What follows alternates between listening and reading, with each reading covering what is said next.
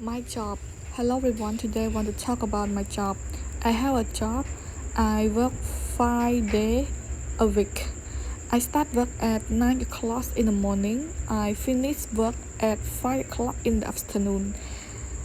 At work, I do my test. I talk to my coworker. Sometimes I feel busy. Sometimes I take a short break. My job helped me learn new things. I like my job. After work, I go back home. I relax with my family. Thank you for listening. ការងាររបស់ខ្ញុំសួស្តីអ្នកនាងខ្ញុំចង់និយាយពីការងាររបស់ខ្ញុំ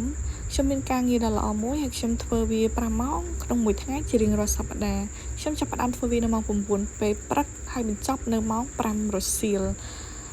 នៅកន្លែងធ្វើការខ្ញុំតែងតែបំពេញភារកិច្ចការងាររបស់ខ្ញុំហើយខ្ញុំតែងតែជជែកលេងជាមួយនឹងមិត្តរួមការងារពេលខ្លះខ្ញុំរវល់ខ្លាំងណាស់ហើយខ្ញុំក៏ឆ្លៀតសម្រាប់បានមួយរយៈពេលខ្លីខ្លះដែរការងាររបស់ខ្ញុំនឹងជួយខ្ញុំរៀនពីអ្វីៗថ្មីជាច្រើនបន្ថែមទៀត